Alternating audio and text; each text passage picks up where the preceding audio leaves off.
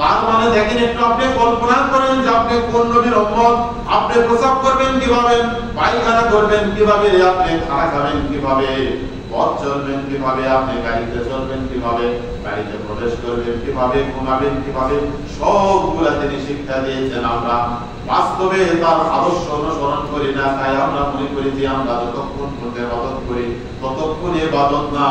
আপনি সারাক্ষণ 24 ঘন্টা আপনি ইবাদতের মধ্যে কাটাতে পারেন।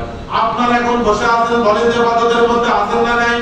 আল্লাহ রাসূল হাদিসের মধ্যে বলেন, কোন ব্যক্তি যখন ওযু করে মসজিদে প্রবেশ করেন, প্রবেশ করার পরে নামাজ পড়লো, পড়ার পরে বসে থাকলে ইমাম সাহেবের খুতবা শুনলো, যতক্ষণ পর্যন্ত একজন ব্যক্তি কোন সালাত আদায়রত অবস্থায় থাকলে যেরকম সওয়াব পেতেন, যতক্ষণ পর্যন্ত মসজিদের ভিতরে বসে থাকবেন ততক্ষণ পর্যন্ত আপনার আমলনামায় এই সওয়াব লেখা হবে। বলি সুবহানাল্লাহ। তার মানে আপনি মসজিদে বসে আছেন, খুতবা শুনতেছেন, আপনার কি ইবাদতের মধ্যে কাটতেছে না? কাটতেছে না। কারণ ওযু করে মসজিদে, আমি এর আগেও বলছি, তখন আমরা মসজিদে প্রবেশ করি, বলি তো আমি কয় রাকাত সালাত করার কথা বলছি? মসজিদে ঢোকার পরে বসার পূর্বে কয় রাকাত সালাত করার কথা বলছি? 2 রাকাত সালাত না পড়ে বসার নিষেধ করেছি আমি।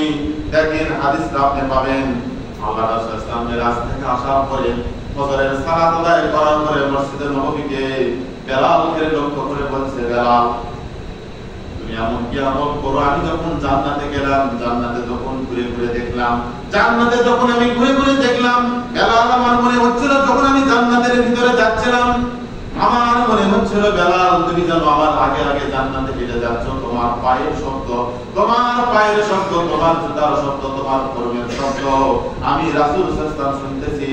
মনে হচ্ছে যেন বেলাল তুমি আমার আগে আগে জান্নাতে হেঁটে বেড়াচ্ছ। বলি সুবহানাল্লাহ।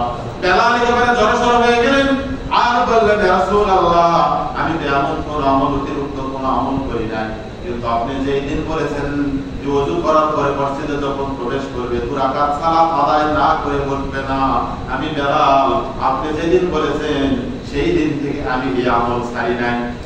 আল্লাহ রাসূল বলেন, বুঝেছি বেলাল, এই যে তুমি আমল করো, ওযু করার পরে যখনই তুমি মসজিদে প্রবেশ করো তখনই 2 রাকাত সালাত করার পরে বসো, আমি বুঝেছি বেলাল এই আমলই তোমাকে আগে আগে আমার আগে আগে জান্নাতে নিয়েছে। বলি সুবহানাল্লাহ।